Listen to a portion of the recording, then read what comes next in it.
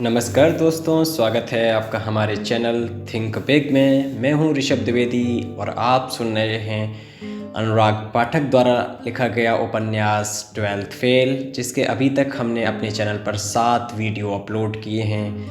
अगर अभी तक आपने वो वीडियोस नहीं सुने हैं, वो कहानी नहीं सुनी है, तो जाकर पहले उन वीडियोस को पूरा देखें, सुने, तभी आपको आगे की कहानी समझ आएगी। आज इसी क्रम में हम 8वें पार्ट में आगे की कहानी लेकर आए हैं, तो चलिए वीडियो को शुरू करते हैं। तीसरे अटेम्प्ट के लिए जर्नल स्टडी और इतिहास की कोचिंग करने की मनोज की इच्छा थी। माँ द्वारा दिए पैसों से उसने केवल इतिहास की कोचिंग पढ़नी शुरू कर दी। जर्नल स्टडी की कोचिंग के पैसे उसके पास नहीं बचे। मनोज और श्रद्धा दोनों की सिविल सर्विस की प्रीलिम्स इस बार क्लियर हो गई। मनोज की तीसरी और श्रद्धा की पहली प्रीलिम्स थी।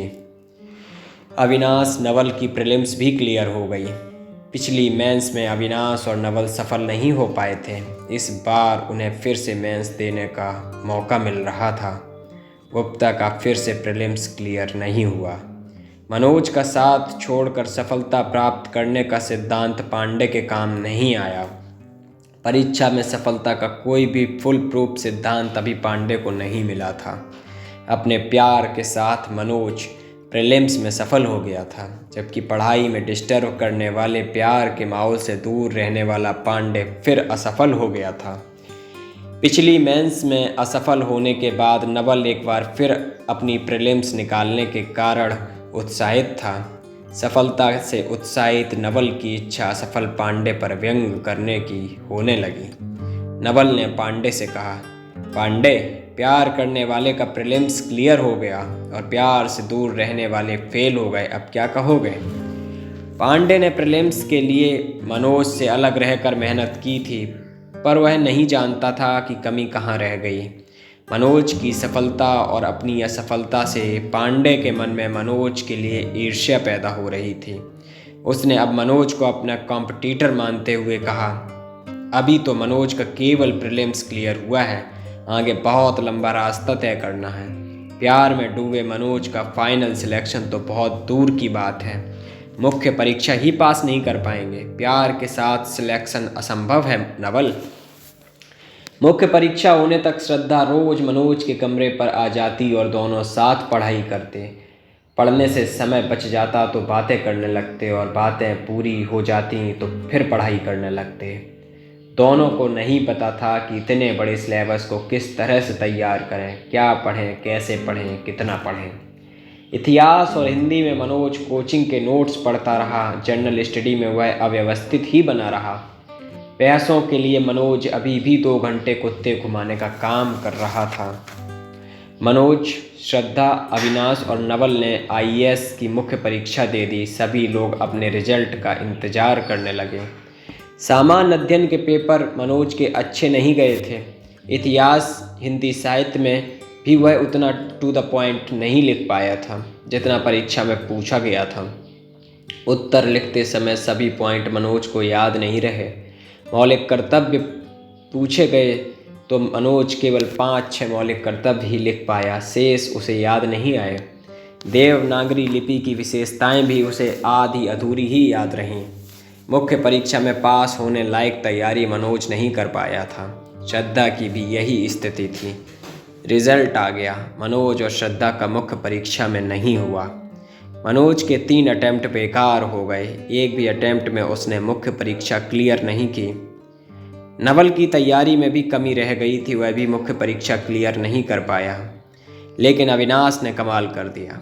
सिविल सर्विस की इस परीक्षा में फाइनली वह दिल्ली अंडमान सर्विस डॉनिक्स में डिप्टी कलेक्टर बन गया। पर उसे अभी भी प्रॉपर आईएएस बनना था, इसलिए अपने अगले अटेम्प्ट की तैयारी उसने जारी रखी थी। कुछ दिन बाद उत्तर प्रदेश पीसीएस का भी फाइनल रिजल्ट आया, जिसमें अविनाश अकाउंट ऑफिसर बन गया था। अविनाश ने अपनी दौरी सफलता के लिए बत्रा सिनेमा के पीछे अपनी रसोई रेस्टोरेंट में पार्टी दी। नवल, पांडे, गुप्ता, शरद, मनोज और श्रद्धा को आमंत्रित किया। मनोज के नए रूम पार्टनर शरद ने हालिया सफल हुए अविनाश से उसकी सफलता का राज पूछा। अविनाश भैया, आपकी तैयारी का क्या तरीका था? हमें भी सफलता के टिप्स बताएं प्लीज़। ये जानना इतना आसान नहीं है शरद। गुरु ज्ञान लेने के लिए तपना पड़ता है, मेहनत करनी पड़ती है। आपके लिए सफलता जब जीने मरने का प्रश्न बन जाए तब मैं सफलता के राज बताऊंगा, नहीं तो ऐसे तो कई लोग पूछते हैं, कान से सुनते हैं, दूसरे से निकाल देते हैं, अविनाश ने कहा। शरद ने अविनाश से हिम्मत करके फिर पूछा, आप कैसे समझेंगे कि किसके लिए सफलता जीने मरने का प्रश्न बन चुकी है? तुम्हें देखकर आसानी से समझा जा सकता है कि तुम अभी गंभीर नहीं हुए। तुम्हें हर दूसरे महीने अपने किसी कजिन की शादी में ग्वालियर जाना पड़ता है। कितने कजिन हैं तुम्हारे? नई नई सफलता से पैदा हुए आत्मविश्वास से भरे हुए अविनाश ने नई नई तैयारी करने आए शरद की पढ़ाई के प्रति लापरवाही पर कटु प्रहार किया। शरद को उम्मीद नहीं थी कि अविनाश उसे इस तरह व्यंग के माध्यम से पढ़ाई के लिए प्रेरित करेगा, पर सफल अविनाश को इस फील्ड का नया खिलाड़ी शरद कोई जवाब नहीं दे पाया। अविनाश की बात सुनकर शरद चुपचाप सामने रखा सूप पीने लगा। मनोज अपनी मुख्य परीक्षा की असफलता के कारण यह चिंतन कर रहा था कि उसकी तैयारी में क्या कमी रह गई थी। मनोज को लग रहा था कि कहीं न कहीं मेहनत के बावजूद उसकी पढ़ाई के तरीके में जरूर कोई बड़ी खामी रह गई थी। पढ़ाई के सही तरीके को तलाशने के लिए उसने चिंतित होकर अविनाश से पूछा, अविनाश बताओ ना, क्या करना है? तुम्हारा पढ़ाई का क्या तरीका रहा है? तुम्हारे अनुभव से हम लोगों को भी लाभ होगा। अरे कुछ विशेष नहीं, किसी दिन समय निकाल कर आओ तो विस्तार से बात करेंगे, अविनाश ने मनोज को टालते हुए कहा। पांडे चुपचाप बैठा यह चर्चा सुन रहा था। सामने रखी सलाद की प्लेट में से टमाटर का टुकड़ा उठाते हुए उसने अविनाश से कहा, अविनाश, मनोज के पास समय कहाँ है इन व्यर्थ की बातों के लिए, वे तो पहले ही बहुत व्यस्त हैं। पांडे इस बात से खुश था कि मनोज के प्रति उसकी भविष्यवाणी सही निकली। प्यार में डूबा मनोज मुख्य परीक्षा में फेल हो गया था। पांडे ने अपने सामने बैठे हुए कोल्ड ड्रिंक पी रहे नवल से कहा, क्यों नवल, मैंने कहा था ना कि प्यार के कारण मनोज का सिलेक्शन असंभव है। उसने पास बैठी श्रद्धा का भी कोई लिहाज नहीं किया। पांडे मनोज के मेंस में असफल होने का कारण केवल और केवल श्रद्धा को ही मान रहा था। अविनाश अपने सिलेक्शन की खुशी में दी जा रही पार्टी में पांडे की कुंठा को सहने के मूड में नहीं था। अविनाश ने उसे फटकारते हुए कहा, बकवास मत करो पांडे, तुम मंचूरियन खाओ। अविनाश की बात का पांडे पर कोई असर नहीं हुआ। वह मनोज की असफलता की अपनी भविष्यवाणी से अति उत्साहित हो गया था। वह अपने स्थान पर खड़ा हुआ और हाथ हिलाते हुए मनोज के घाव पर नमक छिड़कना शुरू किया। मनोज जी, आप एक सीन की कल्पना कीजिए। आज से 10-15 साल बाद जब आपको श्रद्धा जिंदगी के किसी मोड़ पर मिलेगी और पूछेगी, मनोज आजकल क्या कर रहे हो, तो आप क्या कहोगे? आटा चक्की पर काम कर रहा हूँ या जौरा से मुरैना टेम्पो चला रहा हूँ। पांडे की बात सुनकर मनोज और श्रद्धा का चेहरा उतर गया। मनोज को बिल्कुल उम्मीद नहीं थी कि पांडे पार्टी के इस माहौल में इतनी घटिया बात कर सकता है। श्रद्धा की आंखों से भी आंसू बहने लगे। मनोज कभी श्रद्धा को देखता, कभी पांडे को। उसे समझ नहीं आ रहा था कि वह क्या करे। पांडे की बात सुनकर अविनाश भड़क गया। पांडे, यदि तुम अच्छा नहीं बोल सकते तो अपना मुंह बंद रखो। तुम तो प्रीलिम्स में भी फेल हो गए थे, तुम्हें कौन से तीर मार लिए? मनोज ने कम से कम मेंस परीक्षा तो दी। पांडे ने अविनाश की बात पर कोई ध्यान नहीं दिया और बहुत देर से सामने रखे मंचूरियन को खाते हुए कहा, मैं तो मनोज के भले के लिए कह रहा हूँ, पर उन्हें भले की बात कहाँ समझ आती है। पांडे मनोज का सारा भला श्रद्धा के बिना करना चाहता था। श्रद्धा के साथ मनोज के भले का कोई प्लान पांडे के पास नहीं था। अपनी बात पूरी करके पांडे ने मंचूरियन की ग्रेवी को फ्राइड राइस में मिलाकर खाना शुरू कर दिया। अपमान और शर्मिंदगी के कारण श्रद्धा का पार्टी में बैठना मुश्किल हो गया। वह अपने आंसू पोंछती हुई उठी और पार्टी छोड़कर जाने लगी। मनोज भी उसके पीछे चल दिया। मनोज को वहाँ से जाते हुए देख पांडे ने लोगों को सुनाते हुए कहा, अब पछताए होत का जब चिड़िया चुन गई खेत। इसके पहले भी मनोज के कई बार अपमान हुए थे। गांव में घुसते ही व्यंग बाण झेले थे। लाइब्रेरी में भी उसे अपमानित किया गया था। अपमान और बेबसियों की एक लंबी श्रृंखला को उसने झेला था। पर आज श्रद्धा के सामने पांडे ने उसकी योग्यता और भविष्य पर ही सवाल खड़ा कर दिया।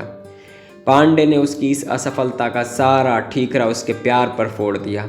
दोनों सिर झुकाए साथ चले जा रहे थे। दोनों मुखर्जी नगर के पार्क में जाकर बैठ गए। मनोज ने गुस्से में श्रद्धा से कहा, मैं पांडे को कभी माफ़ नहीं करूँगा, ये अपमान मैं कभी भूलूंगा नहीं। श्रद्धा ने ठंडी आवाज़ में कहा, पांडे ने तो हमें आईना दिखाया है, असफलता ऐसे ही अपमानित होती है मनोज।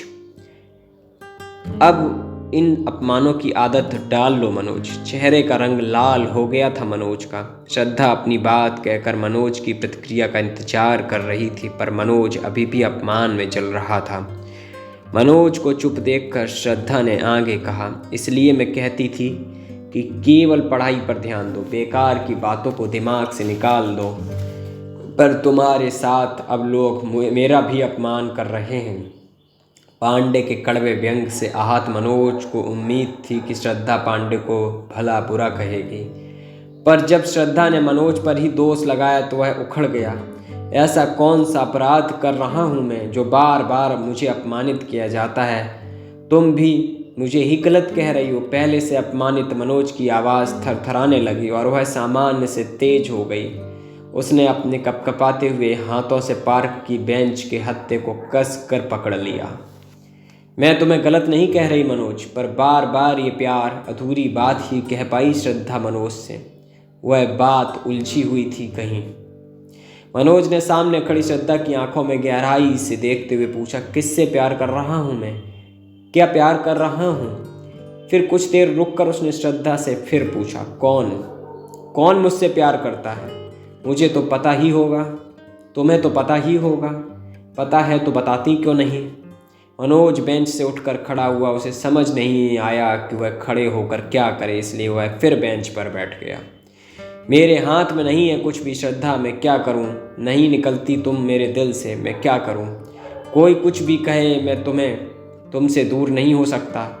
मैं प्यार नहीं कर रहा तुमसे, मैं तो केवल सांसें ले रहा हूं तुम्हारे नाम की। पांडे पूछता है कि 15 साल बाद तुम पूछोगी कि मैं क्या करता हूं, तो मैं कहूँगा 10-20 साल बाद नहीं, हजारों साल बाद भी तुम पूछोगी न कि मैं क्या कर रहा हूँ, तो मैं यही कहूँगा कि तुम्हारे नाम के साथ सिर उठाए खड़ा हूँ।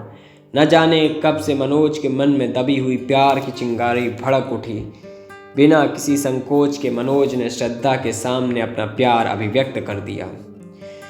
श्रद्धा की आंखें अब हिल नहीं पा रही थीं, वे मनोज के चेहरे पर जम सी गई थीं। मनोज की नज़रें अंधेरे पार्क में कुछ ढूंढने लगीं। जब उसे अपनी नज़रें पार्क में घुमाने के बाद कोई चीज़ कुछ भी नहीं मिला, तो उसने 2 लंबी सांसें भरकर श्रद्धा से फिर कहना शुरू किया, पांडे कहता है मेरा सिलेक्शन नहीं होगा। क्या मैं इतना कमज़ोर हूँ? क्या प्यार कमज़ोर कर देता है? बस मुझे लगे कि तुमने 2 घड़ी मेरे बारे में सोचा, इतने से ही मैं भरा घूमता फिरूं। बस तुम एक नज़र मुझे देख पढ़ लो, इतने से मैं ही ये दुनिया उलट पुलट कर दूं। ये नौकरी सिलेक्शन क्या चीज़ है? अपने वाक्य के अंत तक आते आते श्रद्धा के प्यार में मनोज पूरी तरह डूब चुका था। इसी डूबने से वह बच पाएगा, ऐसा उसे लग रहा था। श्रद्धा को लग रहा था कि मनोज अपनी नहीं, शायद उसकी खुद की बात कर रहा है। श्रद्धा भी मनोज के बारे में यही सब तो सोचती रहती थी। मनोज जब 5 दिनों के लिए अपने गांव चला गया था, तब वह अपने लिए परेशान हो गई थी। आज उसकी बात सुनकर न जाने कब से रुके हुए आंसू उसकी आंखों में आने को तरस रहे थे, लेकिन वह उन्हें रोकने की बहुत कोशिश कर रही थी। 1-2 मिनट बाद उसने कहा, चलो मनोज, देर हो रही है। मनोज उठा और श्रद्धा के साथ साथ चलने लगा चुपचाप। श्रद्धा के हॉस्टल पहुंचने तक रास्ते भर दोनों में से कोई नहीं बोला। मनोज के पास बोलने के लिए अब कुछ था ही नहीं, वह तो अपने आप को खाली कर चुका था, और श्रद्धा शायद अपने भरे मन में से बोलने लायक कोई मोती चुनने की कोशिश कर रही थी। हॉस्टल के बाहर स्ट्रीट लाइट में 2 छोटी लड़कियां बैडमिंटन खेल रही थीं। श्रद्धा हॉस्टल के गेट से सट कर खड़ी हो गई। श्रद्धा ने मनोज से कहा, मनोज, तुम्हारे भीतर असीम संभावनाएं हैं। तुम में अगर क्षमता नहीं होती तो मुझे तुमसे कुछ भी नहीं कहना था। अपनी क्षमता के साथ न्याय न करना, खुद से और इस समाज से अन्याय करना होगा। सारे अपमानों से बदला लेने का एक और केवल एक ही तरीका होता है, वह है सफल होकर दुनिया के सामने खड़े हो जाना। श्रद्धा मनोज की क्षमता पर भरोसा जता रही थी। अब विदा की बारी थी।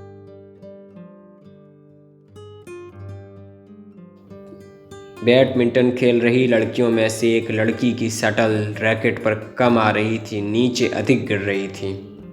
श्रद्धा ने खेलती हुई लड़कियों की तरफ देखते हुए मनोज से कहा, मनोज, मैं केवल 2 घड़ी तुम्हें याद नहीं करती, हमेशा तुम्हें याद करती हूँ। उसकी आंखों के सामने मनोज के गांव जाने वाले 5 दिन अचानक तैर गए। अकेले उदास दिन, हर जगह मनोज को ढूंढते तलाशते दिन, मनोज के बिना निर्जीव से पड़े दिन, मनोज के आने के बाद फिर से चंचल और सुख से भरे दिन। उसने अपनी आंखें लड़कियों की तरफ से हटाकर मनोज की तरफ कर लीं। मनोज की आंखों में देखते हुए श्रद्धा ने कहा, मनोज, मैं तुमसे प्यार करती हूँ, बहुत प्यार करती हूँ। कुछ देर सन्नाटा रहा। केवल रैकेट पर शटल की लगने की आवाज़ आ रही थी। श्रद्धा ने मनोज को एकटक देखते हुए कहा, अब उलट पुलट कर दो ना ये दुनिया, प्लीज़। श्रद्धा ने मनोज के प्यार, उसकी क्षमताओं को एकसार कर दिया। इतना कहकर श्रद्धा ने एक पल मनोज को देखा और पलटकर हॉस्टल में चली गई। मनोज गेट पर खड़ा रह गया। उसकी दुनिया अचानक एक पल में बदल गई थी। श्रद्धा की आवाज़ उसके कानों में गूंज रही थी, अब उलट पलट कर दो ना ये दुनिया, प्लीज़। बैडमिंटन में जीतने वाली लड़की ने हारने वाली लड़की से कहा, तू शटल पर फोकस नहीं कर रही है, इसलिए बार बार हार जाती है, फोकस करना। मनोज ने लड़की की आवाज़ सुनी और हल्की मुस्कान उसके होठों पर तैर गई। फिर वह तेज़ी से पलटा और नेहरू विहार जाने की जगह गांधी विहार जाने लगा। गांधी विहार जाने के लिए अब कोई भी टेम्पो खाली न मिला उसे। उसने गांधी विहार जाने के लिए दौड़ लगा दी। मनोज को बार बार श्रद्धा की बात सुनाई दे रही थी, मैं तुमसे बहुत प्यार करती हूँ। कब से यह एक वाक्य मनोज सुनना चाह रहा था श्रद्धा से। कब से वह श्रद्धा के चेहरे को इसी लालसा से देखता था कि वह उसके प्यार को स्वीकार करके मुस्कुरा जाए। आज वह दिन आ गया था। लेकिन क्या प्यार किसी के भीतर इतनी ऊर्जा भर देता है? मनोज को लग रहा था कि वह दौड़ नहीं रहा है बल्कि उड़ रहा है, और उड़कर अविनाश के कमरे पर नहीं जा रहा है बल्कि अपमान के तारे तोड़ने जा रहा है। अब तक की असफलता की निराशा पीछे छूटती जा रही थी और सफलता की उम्मीद उसे आगे बढ़ा रही थी। 10 मिनट लगातार दौड़ने के बाद वह अविनाश के कमरे पर पहुंच गया। अविनाश ने रात को 10 बजे मनोज को हाँफते हुए अपने दरवाजे पर देखा तो चौंक गया। मनोज ने बिना समय बर्बाद किए अविनाश से कहा, अविनाश, मेरे पास अब केवल लास्ट अटेम्प्ट बचा है। इस लास्ट अटेम्प्ट में कोई रिस्क लेना नहीं चाहता। तुम मुझे बताओ कैसे पढ़ाई करना है। अविनाश समझ गया कि उसके दिल पर गहरी चोट लगी है। फिर भी अविनाश ने उससे कहा, कल आ जाते, रात को क्यों परेशान हुए? मेरे पास बिल्कुल समय नहीं है, एक एक पल मेरे लिए कीमती है, मनोज ने कहा। अविनाश ने अपने हाथ में बंधी डिजिटल वॉच उतारी और उसे देते हुए कहा, अब तुम पढ़ाई के सही ट्रैक पर आ गए हो, इसी खुशी में ये गिफ्ट मेरी तरफ से। मनोज ने चौंकते हुए कहा, थैंक यू अविनाश, लेकिन मुझे गिफ्ट की ज़रूरत नहीं है। तुम यदि पढ़ाई के कुछ टिप्स बताओगे तो मेरे लिए बहुत उपयोगी होंगे। अविनाश ने मुस्कुराते हुए कहा, घड़ी बांध लो पहले। उसने चुपचाप अविनाश द्वारा दी गई डिजिटल वॉच अपनी कलाई पर बांध ली। अविनाश ने मनोज की कलाई पकड़कर उस घड़ी का एक बटन दबाया और उससे कहा, मनोज, यह एक स्टॉप वॉच है। अब मैं तुम्हें पढ़ाई के कुछ नियम बताऊंगा। स्टॉप वॉच मैंने शुरू कर दी है। जितनी देर मैं तुमसे बात करूंगा उतना समय यह वॉच दिखाएगी। तुम्हारा टाइम शुरू होता है अब। अविनाश ने कहा, मनोज, 22 मई को IAS प्रीलिम्स है, यानी अब केवल 1 महीना बचा है। इस 1 महीने में तुम्हें केवल प्रीलिम्स की तैयारी करना है, मुख्य परीक्षा को अभी भूल जाओ। कुछ देर रुककर अविनाश ने कहा, मनोज, तुम पुराने सालों के पेपर कई बार सॉल्व करो, क्योंकि प्रीलिम्स में पुराने सालों के पेपर में से कई प्रश्न सीधे सीधे आ जाते हैं और हम वही प्रश्न गलत कराते हैं। प्रीलिम्स में केवल ऑब्जेक्टिव प्रश्न आते हैं और तुम्हें इस पूरे महीने में प्रैक्टिस बुक से हज़ारों ऑब्जेक्टिव प्रश्न हल करना है।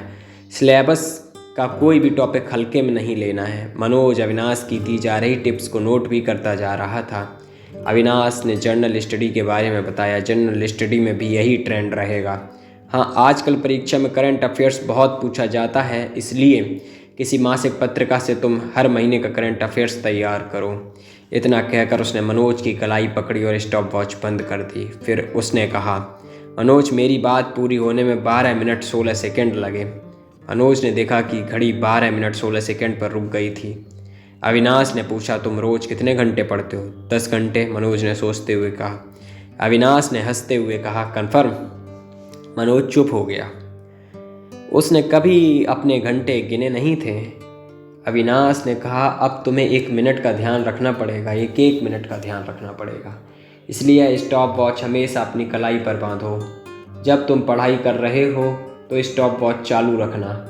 जब तुम खाना खा रहे हो, कोई मिलने आ गया हो या किसी से बात कर रहे हो तो इसे रोक देना। एक डायरी में स्टॉप वॉच के हिसाब से पढ़े गए रोज के घंटे आपको रिकॉर्ड के लिए दर्ज करने हैं। 8 घंटे पर पुअर, 10 घंटे पर गुड और 12 घंटे पर वेरी गुड खुद को दे दो। अब तुम्हें सेल्फ मोटिवेटेड होकर पढ़ाई करनी है। मनोज ने इस तरह की पढ़ाई पहले कभी नहीं की थी। इस तरह के घंटों का हिसाब तो कभी किया ही नहीं था। सामने किताब रहती थी और वह अपने रूम पार्टनर पांडे से बात करता रहता था और सोचता था कि आज तो 10 घंटे पढ़ लिए। मनोज अविनाश के कमरे से उत्साहित होकर अपने कमरे पर चला गया। अगले दिन उसने श्रद्धा से अपनी पढ़ाई की प्लानिंग डिस्कस की। मनोज, अविनाश एकदम सही कह रहा है। मैं तो अब उत्तरांचल PCS पर फोकस करूंगी। इस साल का IAS एग्ज़ाम में नहीं दे रही, लेकिन तुम्हें अपने चौथे और आखिरी अटैम्प्ट की तैयारी करना है। केवल उस पर फोकस करो, अब नहीं तो कभी नहीं। मैं अपने मनोज को IPS बना हुआ देखना चाहती हूँ, एक दिन पहले ही मनोज के प्यार को स्वीकार करने वाली श्रद्धा ने मनोज से कहा। शुरू में मनोज की पढ़ाई स्टॉप वॉच के अनुसार 6 घंटे से ज़्यादा नहीं हो पाती थी। धीरे धीरे उसने 10 से 12 घंटे रोज़ स्टॉप वॉच के अनुसार पढ़ाई करना शुरू कर दिया। इस तरह महीने भर में मेहनत और रणनीति से उसने प्रीलिम्स की अच्छी तैयारी कर ली। श्रद्धा चाहती थी कि मनोज केवल पढ़ाई पर ध्यान दे, इसलिए उसने मनोज को शाम को कुत्ते घुमाने में समय बर्बाद करने से मना कर दिया। श्रद्धा ने तय किया कि वह अपने खर्चे कम कर देगी, जिससे मनोज को पैसों के लिए अधिक परेशान न होना पड़े। श्रद्धा ने एक लड़की को रूम पार्टनर रख लिया, जिससे 1000 रुपये श्रद्धा के बचने लगे। यह पैसे मनोज के कमरे का किराया भरने के काम आने लगे। श्रद्धा के कहने पर मनोज ने शाम को कुत्ते घुमाने का काम बंद कर दिया। प्रीलिम्स परीक्षा हो गई। मनोज को प्रीलिम्स क्लियर करने में अब कोई संदेह नहीं था। श्रद्धा ने इस बार सिविल सर्विस के स्थान पर उत्तरांचल PCS का प्रीलिम्स दिया था। प्रीलिम्स परीक्षा के अगले दिन विकास सर की कोचिंग में पिछले साल IAS बन चुके हिंदी मीडियम के विद्यार्थी सौरभ राव तैयारी करने वाले स्टूडेंट को परीक्षा पास करने के टिप्स देने आए। मनोज मुख्य परीक्षा की तैयारी के लिए सटीक रणनीति तलाश रहा था। वह सिलेक्टेड सौरभ राव की सफलता की रणनीति को अक्षरशः पालन करने को बेताब था। उसने सौरभ राव से पूछा, सर, मुख्य परीक्षा में अधिक से अधिक नंबर लाने के लिए क्या करें? सौरभ राव ने बताया, लोग मानते नहीं हैं, पर यदि कुछ बातें याद रखें तो सफलता जरूर मिलती है। सौरभ राव ने आगे कहा, मुख्य परीक्षा में ऑब्जेक्टिव प्रश्न नहीं पूछे जाते हैं, बल्कि निबंधात्मक उत्तर परीक्षा में लिखने होते हैं। इसलिए प्रीलिम्स की पढ़ाई की स्ट्रेटजी मुख्य परीक्षा के किसी काम की नहीं। मुख्य परीक्षा के लिए यही स्ट्रेटजी है कि अधिक से अधिक याद करो, अधिक से अधिक उत्तर लेखन, परीक्षा के पुराने पेपर सॉल्व करो, बहुत सारे मॉक टेस्ट दो। सौरभ राव की क्लास के बाद मनोज ने श्रद्धा से कहा, श्रद्धा, मुझे समझ आ गया है कि मैं तीसरे अटैम्प्ट में क्यों असफल रहा था। उस अटैम्प्ट में मैंने केवल नोट्स पढ़े थे, लेकिन उन्हें याद करके कई बार लिख कर नहीं देखा था। टेस्ट भी नहीं दिए थे। केवल पढ़ने से काम नहीं चलता, बल्कि याद कर कर के कई बार लिख कर देखना चाहिए। इस बार मैं सौरभ राव सर के बताए गए तरीके से ही पढ़ूंगा। दोनों मुखर्जी नगर के शक्ति पुस्तक भंडार पहुंच गए। मनोज ने 500 कागज़ों के 2 पैकेट खरीदे और श्रद्धा से कहा, 1 महीने में 500 पेज, यानी रोज़ लगभग 20 पेज हमें लिखने हैं। श्रद्धा, तुम्हें भी उत्तरांचल मुख्य परीक्षा के लिए यही रणनीति अपनानी होगी। अब हम लोग रोज़ 20 पेज लिखेंगे, पहले याद करेंगे, फिर लिखेंगे और टेस्ट देंगे, और यह क्रम परीक्षा तक चलेगा। पर मनोज के मन में कुछ आशंका थी। लेकिन एक समस्या है श्रद्धा, यदि मैं अच्छा न लिख पाया तो गंदा लिखो, पर लिखो ज़रूर। अच्छा लिखने के इंतज़ार में ही लोग उत्तर नहीं लिखते हैं। अधिकांशतः विद्यार्थी तो सीधे परीक्षा हॉल में ही पहली बार लिखते हैं। परीक्षा हॉल में पहली बार गंदा लिखने से अच्छा है घर में कई बार गंदा लिखकर अपना अभ्यास और लेखन सुधार लो, श्रद्धा ने मनोज से कहा। सही कह रही हो तुम, इस बार मैं इतना लिखूंगा जितना पूरे जीवन में मिलाकर भी नहीं लिखा होगा, मनोज ने कहा। मनोज अब सुबह 4 बजे उठने लगा, परीक्षा के पुराने पेपरों का अवलोकन करता और निश्चित टॉपिक के प्रश्न का उत्तर नोट्स और किताबों से याद करता। उसे जब वह टॉपिक याद हो जाता तो निश्चित समय सीमा में उसे लिख कर देख लेता। सुबह से लगातार 12 बजे तक, उसके बाद दोपहर में 2 घंटे के भोजन और विश्राम के बाद शाम 6 बजे 2 बजे से 6 बजे तक तो दूसरे विषय में यही क्रम दोहराता। तीसरे अटेम्प्ट के विपरीत इस बार श्रद्धा सुबह से मनोज के कमरे पर नहीं आती थी, बल्कि दिन भर की पढ़ाई का लक्ष्य दे जाती। श्रद्धा साइंस, टेक, इंटरनेशनल रिलेशन और करंट अफेयर्स पर अपने कमरे से नोट्स बनाकर शाम को 6 बजे उसके कमरे पर आ जाती। फिर दोनों सामान्य अध्ययन के टॉपिक रात को 10 बजे तक लिख कर याद करते। पर इसके बावजूद मनोज के लिए सामान्य अध्ययन की समस्या अभी भी बनी हुई थी। उसे सामान्य अध्ययन की कोचिंग की ज़रूरत महसूस हो रही थी, पर कोचिंग के बिना जर्नल स्टडी में अच्छे नंबर नहीं लाए जा सकते थे। एक दिन श्रद्धा ने मनोज से कहा कि उसकी सहेली एक कोचिंग में सामान्य अध्ययन पढ़ने जाती है। विनय सर से ध्येय नाम से 1 महीने पहले ही यह कोचिंग खोली गई है। बहुत अच्छा पढ़ाते हैं। मनोज श्रद्धा के साथ ध्येय कोचिंग पहुंच गया। श्रद्धा ने विनय सर से कहा, सर हम 2 लोग पढ़ने वाले हैं, पर पैसों के अभाव में केवल एक ही फीस दे पाएगा। विनय सिंह को अपनी कोचिंग के पहले ही बैच में मुफ्त पढ़ाने वाले से सामना करना पड़ गया।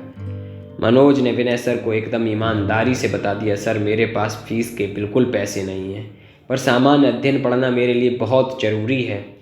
विनय सर के पास अभी 15 स्टूडेंट ही आए थे, उन्हें अधिक से अधिक स्टूडेंट की ज़रूरत थी। फिर भी वे फ्री स्टूडेंट नहीं चाहते थे।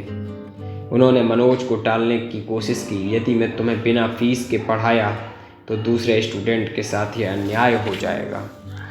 मनोज ने उम्मीद नहीं छोड़ी। उसने कहा, सर बिना जर्नल स्टडी की कोचिंग के मेरा सिलेक्शन संभव नहीं है। सिलेक्शन के बाद जब तुम्हें पहली सैलरी मिलेगी, मैं सबसे पहले आपकी फ़ीस चुकाऊंगा। मनोज की बात सुनकर विनय सर हंस दिए।